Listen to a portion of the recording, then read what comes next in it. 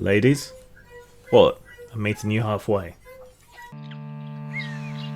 Oh, the magpie brings us tidings of news both fair and foul.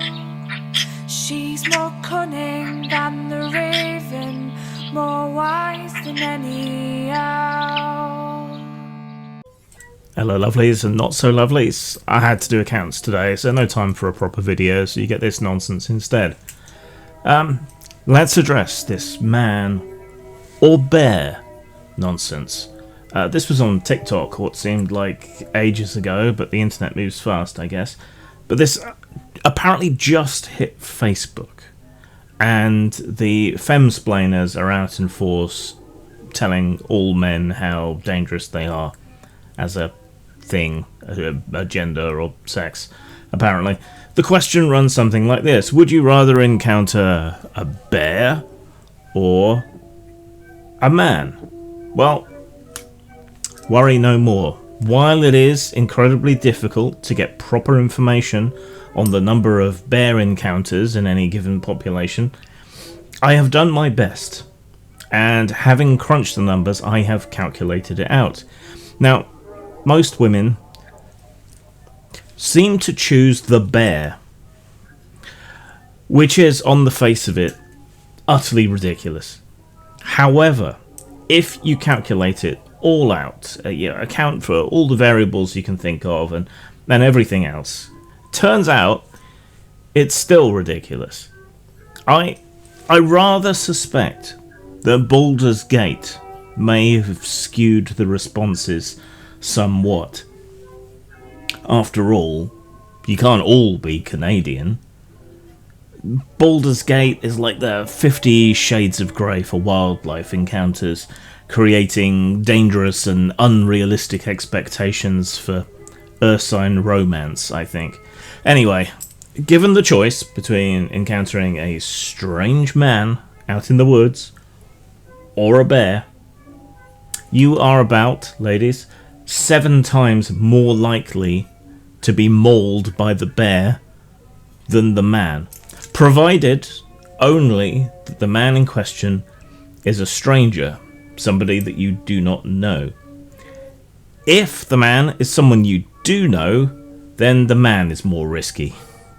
Of course, men are about half again as likely as women to suffer random stranger attacks, so you have to kind of factor that in as well.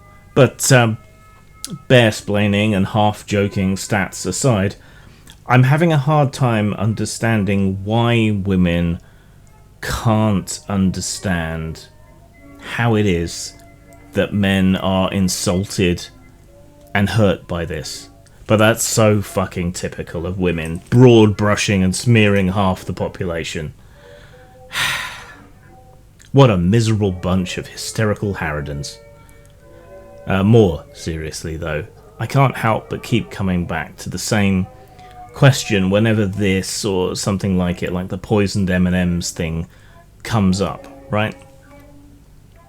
As a man, I'm not actually a bear, shocking I know, I am at a much increased danger level compared to women on the rare occasions that I do venture outside my domicile and cease hibernating.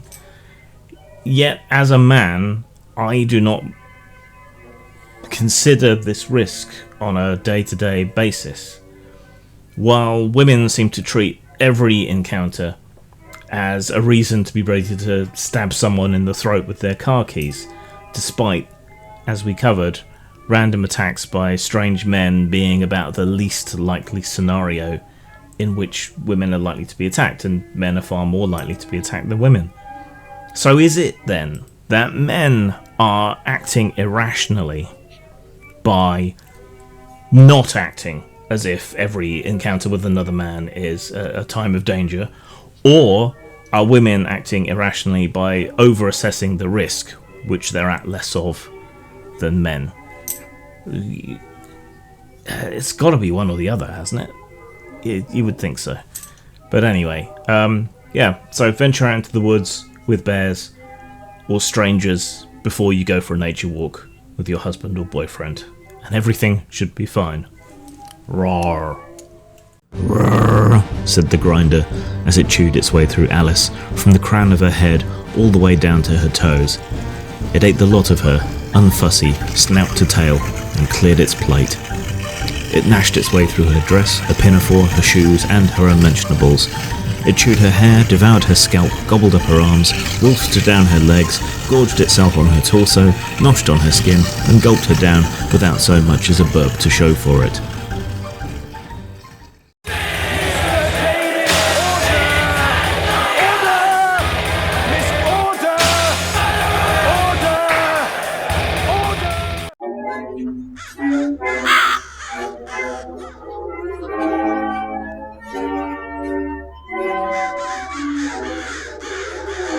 This is not a time to be dismayed. This is punk rock time. This is what Joe Strummer trained you for. It is now time to go.